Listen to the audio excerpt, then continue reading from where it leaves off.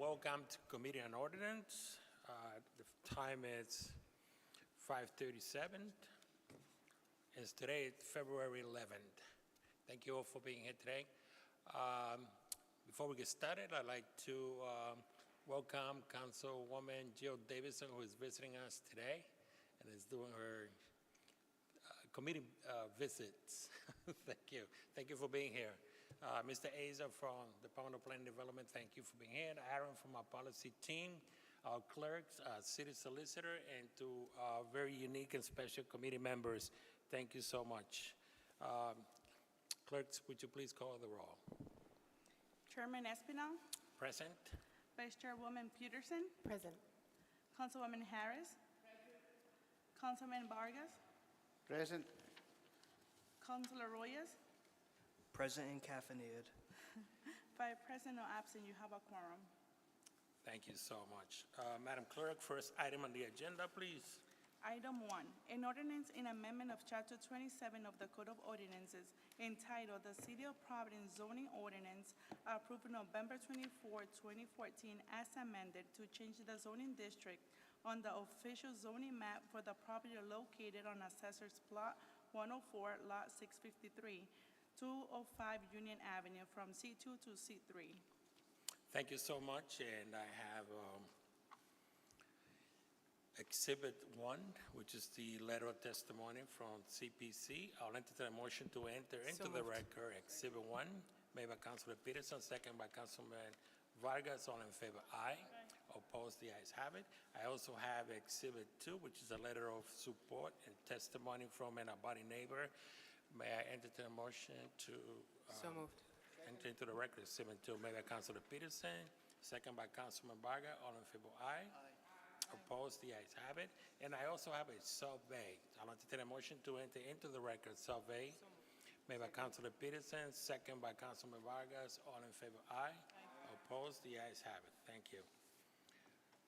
Okay, so my understanding is that this isn't pertaining to 205 Union Avenue, but we are adding 109 Common Fort Street, and this is a change from C2 to C3. Mr. Aza, can you please summarize that for us, please?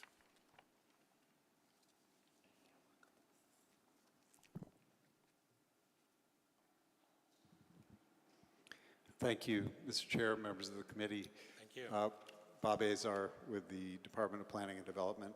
This is an ordinance that was introduced by Councilman Vargas on behalf of the property owners at 205 Union and 109 Comerford. This is 2 separate lots, but it functions as one piece of property. It's got a auto repair business there, and this had been a different kind of commercial use. I don't recall what it was previously, but the owners came in and converted it to auto repair at some point, and it turns out that the zoning did not allow for that use. So this ordinance would change the zoning from C2, where vehicle repair is not permitted, to C3, where it is permitted. And so the City Plan Commission was supportive of this zoning change. They did have a couple of conditions that essentially amounts to the property coming into conformance with zoning. So even though the use would be allowed by the C3 regulations, in order for them to get a zoning certificate that shows compliance with zoning, there are some things they need to do on the site. For example, there's a fair amount of tire storage that we saw. I don't know the condition, but I believe it's still there. And also, they should be doing some more landscaping of the site. But other than that, the City Plan Commission is in favor of approving this zoning change. Thank you so much. Any question from committee members? Councilwoman Harris. Thank you. I think I'm remembering this ordinance coming before us before. And my question was about parking. I thought, if I remember served me right, there was parking issues connected with this as well? So I don't believe this came before you. This is actually one of a number of auto-related uses that that have applied for zoning changes. There were a couple in Silver Lake. There was one on DeSoto Street. Okay. So it's possible you're thinking about those. Maybe I'm thinking about Yeah. those, yeah, This- and, yeah. Yeah, and that was, there were a couple of these where we were concerned about the auto repair, like the vehicles were being stored on the street Oh, as yeah. opposed to on the lot. Right. I don't think that's an issue with That's this not one. an I issue think here. they have ample space on their lot to store any cars that are being serviced. I appreciate that. You have answered my question. Thank you so much. Welcome. Thank you, Mr. Azar. Thank you. City Sergeant, can I get anybody that signed up to speak on this item? Item 1.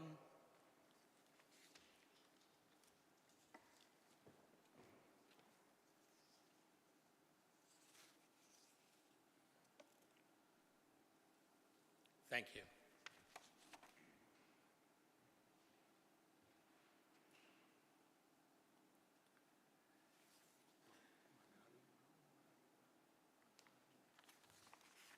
All right, the first person on the agenda is Magali Brown.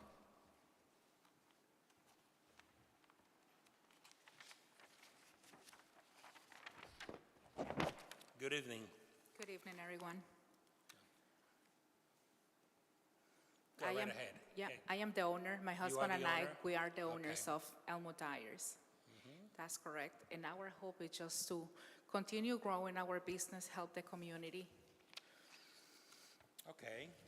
We have been trying to comply with all the regulations and everything. There was a couple of conditions that were added, which pertains to the tire, to the landscaping.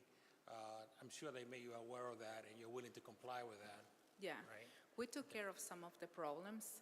There is still one that we can't control because they told me in order to get that certificate, we need to move through this process to the next one. Yeah. All the other issues are pretty much taken care of. Oh, very good, thank you. Any question from committee members? Hearing none, well, thank you so much, and thank you for investing in Providence. Thank you all Thank for you. your time. Good night. No one else has signed up to speak on this item. With that said, I'll entertain a motion to approve. So move. No, excuse me, I'll entertain a motion to close the public So hearing on moved. this item. moved. Made by Councilman Vargas, second by Councilwoman Peterson. All in favor, aye. Aye. Opposed? The public hearing is now closed. And with that, I'll entertain a motion to approve. So move. Made by Councilman Vargas as amended. Motion has been made by Councilman Vargas to approve as amended, and second by Councilwoman Peterson. All in favor, aye. Aye. Opposed? The ayes have it. Item number 1 is approved. Thank you.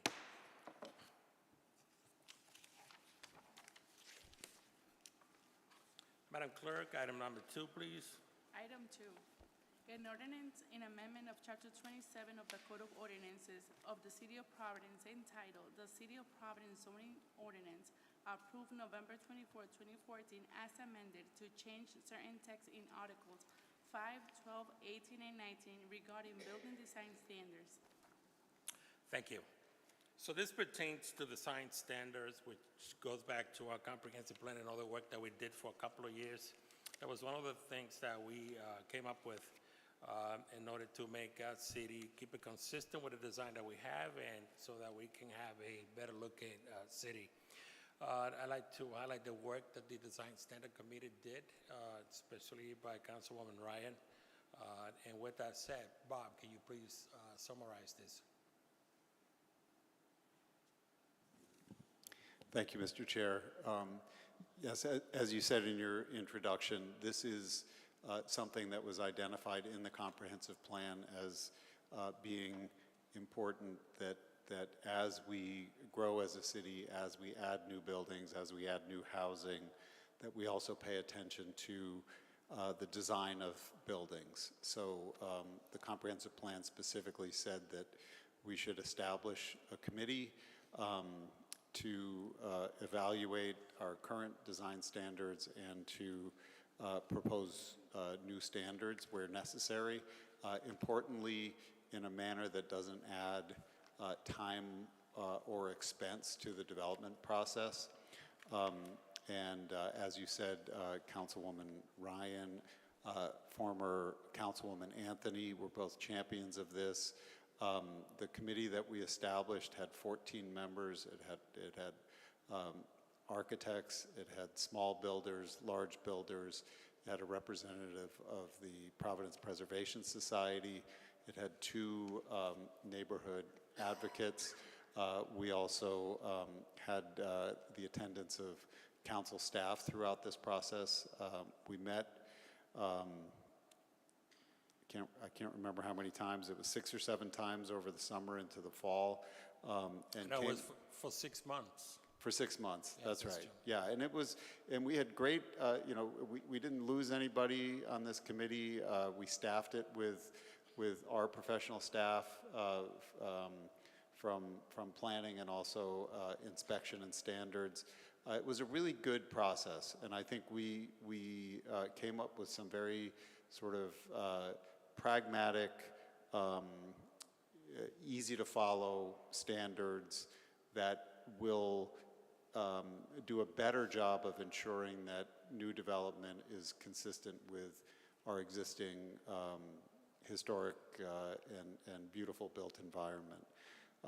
So I would say that this was something where there was really a consensus on what needed to be done.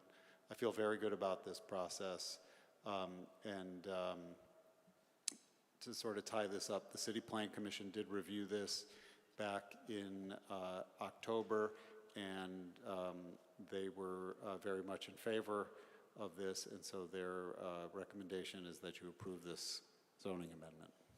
Thank you, Bob, and I also want to thank you for being here last week in my absence and bringing all your knowledge pertaining to these items to the committee. So we're very grateful to you. Thank you so much. Yeah, any- I just, excuse me, Sure. Chairman, I just want to acknowledge also, we had a little showing by all of the staff that participated in this ordinance, so I just want to acknowledge that they were there, they participated in this whole process, and I was glad to be able to showcase their talents as well. Great work, thank you. Any question for Mr. Aza from committee members? Hearing none, thank you so much, Bob. Thank you. Thank you. City Sergeant, can you please give me the list for item number 2?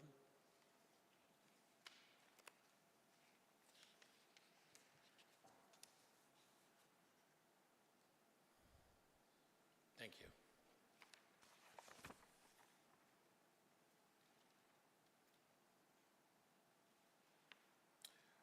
The first person is Claire Hardy.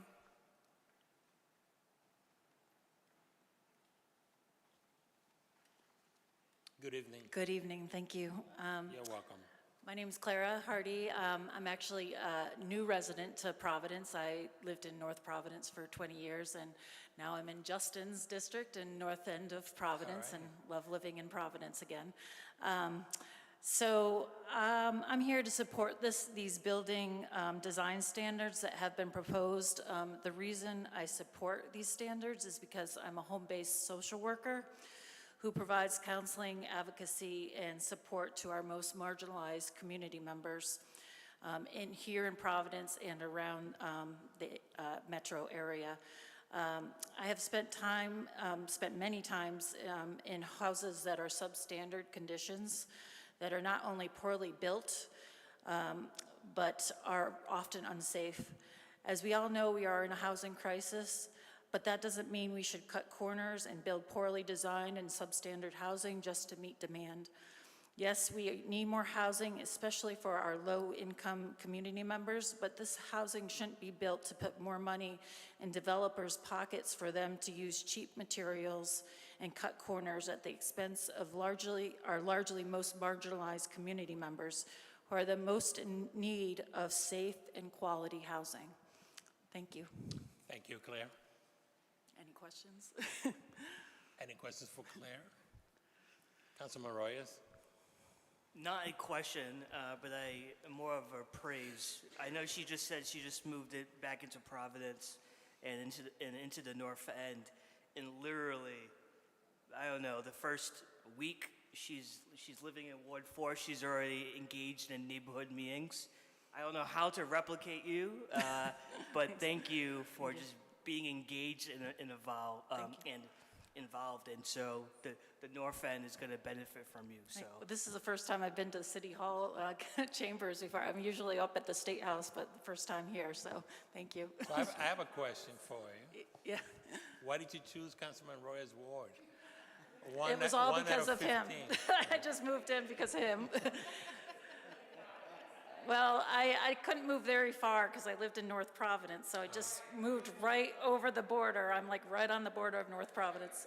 So it was a geographical decision rather Yeah, I than felt kind of a comfortable. legislative one. And Well, I like to say that I moved because of my dog. My dog needed a house and a yard, so that's why I Ward moved. 14 has beautiful spaces, just in case you ever decide you don't Yes, like it does. Ward 4 anymore. I'm just saying. I you. represent Royal Williams Park, just so you know. Yes. Thank you, Thank Claire. you. Thank you. Christian Vargas.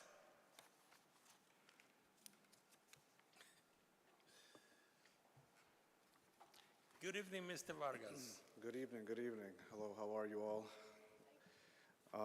I'm a little nervous, not gonna lie. But we're No, gonna you're try not. to keep this going. I live in Justin's ward as well, and you know, Something's happening in Ward 4. but I grew up in Providence. You know, born and raised to immigrant families. We came here. My father worked very hard, and I've also lived in Councilman Oscar's ward when I first moved back to Providence. I only lived out of Providence about 1 year or 2 years of my lifetime. So I live currently, again, back in the ward, and I'm a local builder now. I was, you know, I was working an electric boat. I got the opportunity from a GED program. I'm a high school dropout, and I know what it's like to struggle. And so, and like have the things going against you. I've seen tremendous gentrification since I've been born in Providence, and not just the one that happened about 20, 5 years ago. I'm talking about, you know, we're talking about communities that are being pushed out now. What about the ones that were being pushed out before, right? So there's been a lot of gentrification, and so I'm on both ends of things. I like to consider like myself a fair builder. I build a great quality, and also when we go into a neighborhood, we do things for the neighbors. And what we see is that when we build a home, everyone gets inspired to start fixing up their homes. Yeah. And usually they come and they talk to us, and what we do is if it's a roof or if it's siding, we do it at cost. You know, like we literally try to help the neighborhood, and that's how we also keep them happy. So we provide that service, and we clean up the snow, all this stuff. I spent this last snowstorm in my whole ward. I probably spent, she knows, because she was helping me out recovering from a sickness. But I spent about 12, 16 hours out there rescuing people too, driving them home. To a few Uber drivers that got stranded on Woodward Road. I brought them all the way home, and Thank you. You know, you're welcome. And that's just what I do. It's just in my heart, and that's just how I operate. So, let me get a little bit more on topic. You know, I gotta say, I will be starting to get more, you know, coming to these meetings more, because I definitely want to help. You know, I want to work with you guys. You guys do an amazing job. I look up to a lot of you guys. So thank you for your work. And I didn't get a chance to review all of the changes that are going to be happening, but I just ask that you please keep in mind some of the costs that could go into this because of all the tariffs and all the stuff that has going on. Building supplies is already through the roof. That doesn't mean that we want to use cheap materials, but we want to still help provide affordable, somewhat affordable housing. Because I'll tell you this, me and my team, we have chosen people over profit. And I can bring multiple people that I've sold houses to for a steep discount. So because they were Providence residents and they wanted a home, they've been looking for 2 years, getting outbid, and we made it work for them. And so that's one thing that, you know, I can attest to. So keeping the prices lower, it just helps us being able to provide houses for people that actually live here in Providence.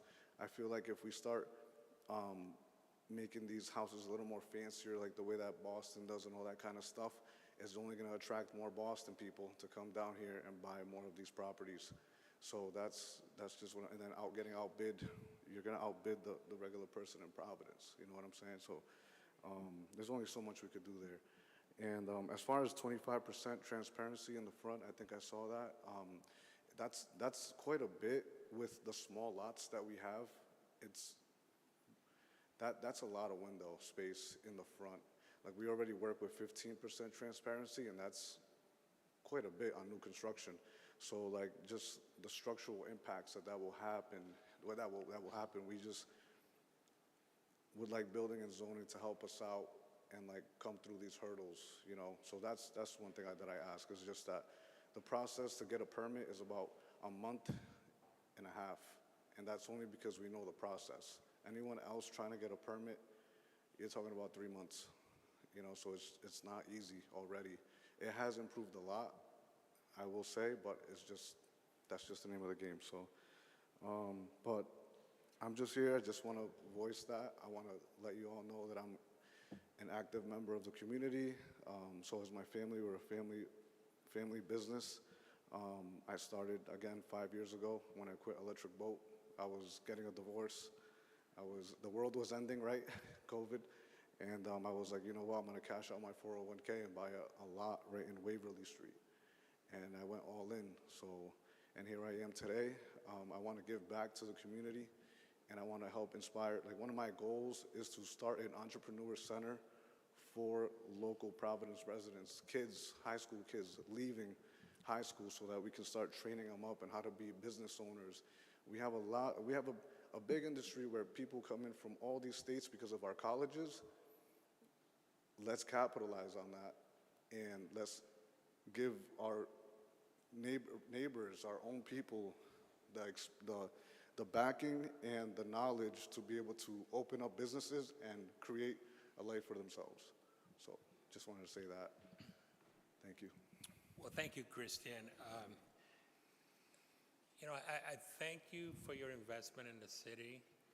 Your story, which I know is one that's inspiring, you know, and I encourage you to continue on. You know, you're always on time. The quality of your building, of your houses are way up there. You do great work. So I'm sure you can take something like this and make the best of it. So this is not so much aimed at someone like you, because you're very responsible builders. But we're just trying to keep something standard and making sure that as our city grows, that we keep quality housing, and also that that is in character and a norm with the neighborhoods that are in. But you do great work. Anybody else has any question for Mr. Vargas? Councilman Reyes? Not so much a question for Christian, but I do want to make sure that if I could give a chance for Bob to come back up and just kind of maybe give some insight, honestly, for Christian, to talk about what that committee was like with the other developers, and sort of the consensus reached about if this would apply a lot of pressure on making the finances work and what we're asking in this ordinance, if that's helpful, you know. Yeah, I appreciate that, yeah. Mr. Aiza, please. Thank you, excuse me. Yeah, thank you. So I do want to address the, Mr. Vargas raised this issue of transparency. Transparency speaks to when you have a building facade, how much of it is glass. And he's right that 25% is very high. In fact, the only mention of 25% is in this ordinance is where we're striking it out.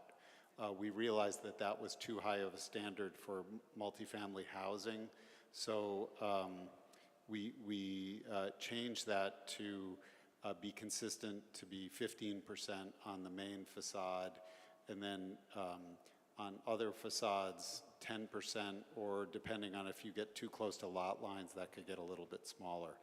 But yes, we did, so as I mentioned, we had representation of architects who work on designs of both smaller buildings and larger commercial buildings. And then we also had builders who work in building just houses, two-family houses, the typical two-family houses you see around the city, and then other people who worked on larger projects. And so it was really, I thought it was an interesting process of sort of give and take where, we planners, we kind of came at it from the perspective of we know what we like to see, we know what historic buildings look like, we like things to be built in kind of more of a historic fashion. And then the architects who talked about, like modern building standards and also building codes, and how building codes sort of force you to do certain things that might be hard to change through zoning. And then we had the perspective of the developers who came at it and said, well, the stock sort of materials that we buy, say at Home Depot, because a lot of people buy everything they need to build a house at Home Depot. They come in certain lengths, and if you ask us to do certain things, we wouldn't be able to use those materials. It would raise costs and so forth. So we took a lot of that into consideration as we were putting this together. And I think we really didn't have dissent, on these ultimate regulations. I think the people saw them as improvements to kind of up the game a little bit, but not something that's going to result in tamping down development. Thank you, Bob. You're welcome. And that was the last person within the list. So I'll entertain a motion to close the public hearing on this item. So move. Motion was made by Councilman Vargas. Second by Councilwoman Peterson. All in favor, aye. Aye. Opposed? The ayes have it. And with that said, and following the directions of the CPC, I'll entertain a motion to approve. So move. Made by Councilman Vargas, second by Councilwoman Peterson. All in favor, aye. Aye. Opposed? The ayes have it. Item number 2 is approved. Thank you. Madam Clerk, item number 3, please. Item 3, an ordinance in amendment of Chapter 27 of the Ordinance of the City of Providence entitled the City of Providence Zoning Ordinance, approved November 24, 2014, as amended to change certain text in Articles 2, 4, 5, 9, 12, 13, 14, 16, 17, 18, 19, and 20. Thank you. So this again, it's something that we did a couple of times already, I believe. So every so often, the state updates the zoning laws. So we also do the same in order to comply with that. And with that said, Mr. Aiza, can you please give us a rundown on this? Thank you, Mr. Chair. That's exactly right. So this amendment is intended to do a few different things. The state, 4 years running, has amended the Zoning Enabling Act, which has guidance to local communities about how they are to write their zoning ordinances, certain things they're allowed to do, certain things they have to do, certain things they can't do. So our zoning ordinance has to be consistent with that state law. So there are a series of amendments here that are intended to address state law. There are also a couple of items in here that are intended to address goals and policies of the comprehensive plan. And then there are a series of corrections, clarifications, updates, the type that we do on occasion to make sure that the ordinance is doing what it should. What we attempt to do with our zoning ordinance is make it as clear as possible about how land may be developed in the city. And we're trying to make it as easy as possible to comply with the zoning ordinance and not have to seek variances. Many communities do not stay on top of their zoning ordinance. They let it kind of become out of date and irrelevant, and then everything goes to the zoning board. We strive for that not to be the case. So as I described to this committee last week, as I and my staff, in great detail, these amendments are intended to keep this ordinance working properly and in accordance with state law. So with that, you have two letters from the City Plan Commission. Yes. One that came in January, and then there were a couple of items that we realized that we needed to address in this ordinance, so we brought it back to the City Plan Commission to consider the items that are shown in yellow in this ordinance. Those are the sub-A that you incorporated today. So you have a second letter from the City Plan Commission that addresses those.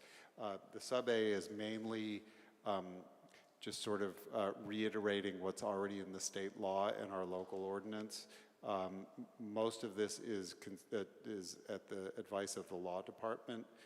And then there was one clarification in the dimensional table about the height of row houses, and there's a little technical reason for that. So I hope that I was able to give a comprehensive view of this last week, so I won't get into too much detail today, but if you have any further questions, I'd be happy to answer them. Thank you, and again, I thank you for taking the time last week to go through this with us. Any question for Mr. Azer from committee members? All right, hearing none, I'll thank you so much, Bob. And before we proceed, I'll entertain a motion to enter into the record letter of testimony, item number 3. So moved. Made by Councilman Vargas and second by Councilwoman Harris. All in favor, aye. Opposed, the ayes have it. Thank you. And also, I'll entertain a motion to enter into the record sub-A. So moved. Made by Councilman Vargas. Second. Second by Councilwoman Harris. All in favor, aye. Opposed, the ayes have it. And with that said, I'll entertain a motion to close the public hearing on this item, number 3. Oh, I'm so sorry. My apologies. City Sergeant, please, can you please bring the list on item number 3? Our clerk is on top of it. Thank you so much.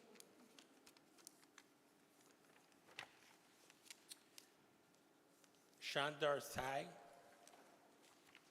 Good evening. Good call, and again, I apologize. No problem. I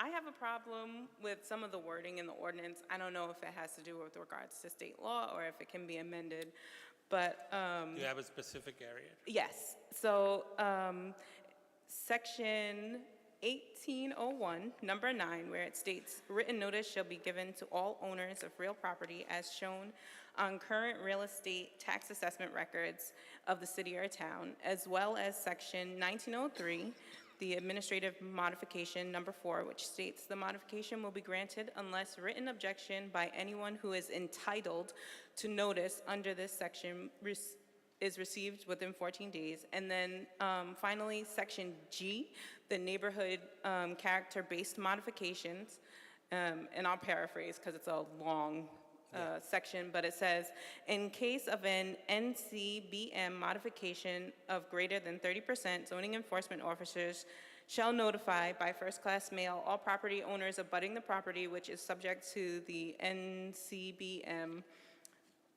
modification request, and that they shall publish in the newspaper of local circulation of the town for 14 days, and a written objection can be received from any party entitled to notice under this section within 14 days. And to me, those ordinances exclude over 50% of the residents in Providence because they're renters. So they don't receive any notification. Only the homeowners receive notifications. And if they happen to read the newspaper, they're not entitled to object because they're not an entitled notification person.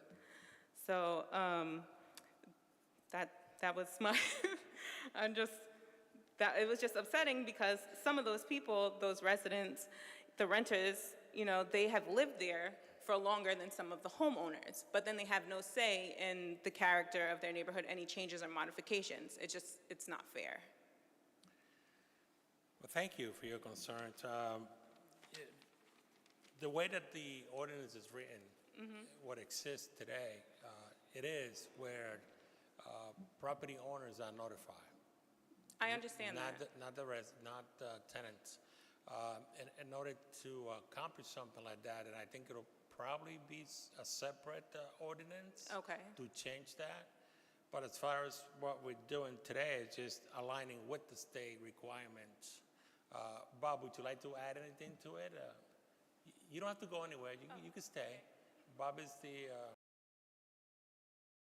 Hearing that I went to. He's He's actually the reason I'm here, because when I went to the notification, the hearing, I was wondering where my neighbors were, and come to find out, they weren't notified. okay. Right. Yeah, so the chairman is right that this language is verbatim from state law.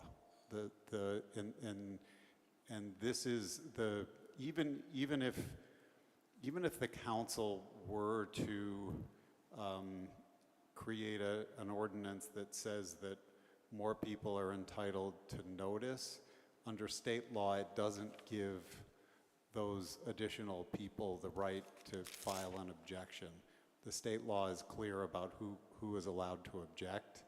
And in fact, it used to be that anybody in the world was allowed to object. That's the way the way the state law was written. Was simply said, if any objection is received, and it didn't say who was eligible to file an objection. But in this most recent round of changes to the Zoning Enabling Act, they took that out and they made it clear who is actually allowed to do this. So I understand what you're saying. That would have to be an amendment at the state level in order for it to apply here, unfortunately. Okay, thank you. But thank you so much for coming over and expressing your concerns. All right, so that was the last person on this item. So now I'll entertain a motion to close the public hearing. So moved. Made by Second. Councilman Vargas, second by Councilwoman Harris. All in favor, aye. Aye. Opposed, the ayes have it. And again, I'll entertain a motion to approve item 3 as moved. amended. Made by Councilman Vargas Second. and second by Councilwoman Harris. All in favor, aye. Aye. Opposed, the ayes have it. Item number 3 is approved. And being that there is no further items on the calendar, I'll entertain a motion to adjourn. So moved. Made by Second. Councilman Vargas, second by Councilwoman Harris. All in favor, aye. Opposed, this meeting is adjourned. Thank you all so much.